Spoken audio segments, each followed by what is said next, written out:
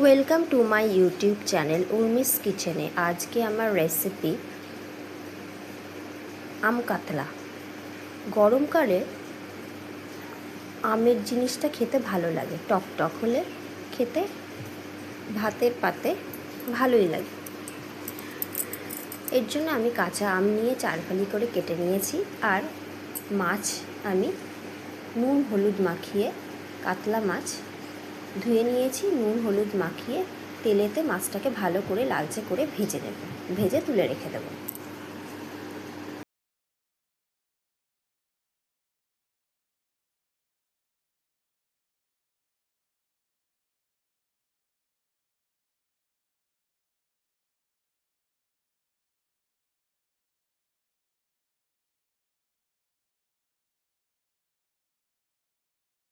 এবারে কড়াইতে ওই মাছ ভাজার তেলের মধ্যে 1/2 চামচ হলুদ গুঁড়ো দিয়ে দিলাম।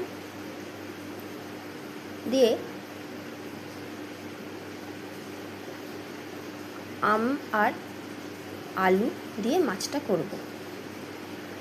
আলু এরকম লম্বা করে কেটে রেখেছিলাম, একটু সিদ্ধও করে নিয়েছি। এবার এটাকে একটু হালকাভাবে আলুটাকে ভেজে নেব, ভেজে নিয়ে তুলে রেখে দেব।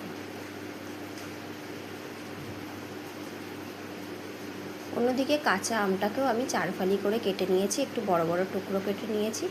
আম তাড়াতাড়ি সিদ্ধ হয়ে যাবে। আলুগুলো ভাজা হয়ে গেছে, এবার তুলে নেব। 5 ফোড়ন দিয়ে দিলাম, শুকনো লঙ্কা, ফোড়ন হয়ে গেছে।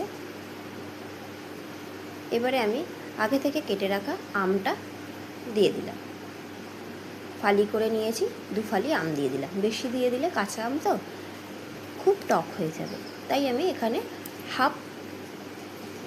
আমের হাফ করে নিয়েছিলাম, দিয়ে দিলাম। এর মধ্যে আমি জিরে গুঁড়ো, ধনে গুঁড়ো, হলুদ গুঁড়ো দিয়ে দিলাম। দিয়ে মশলাটাকে এর সাথেই আমি কষিয়ে নিচ্ছি তেলের মধ্যে। মশলা কষানো হয়ে গেছে।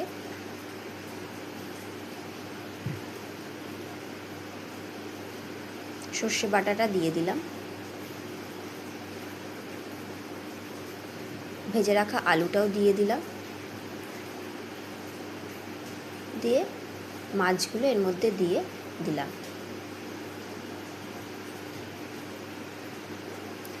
এর আগে আমি স্বাদ অনুযায়ী নুন দিয়ে দিয়েছি, আমটা গলে গেছে।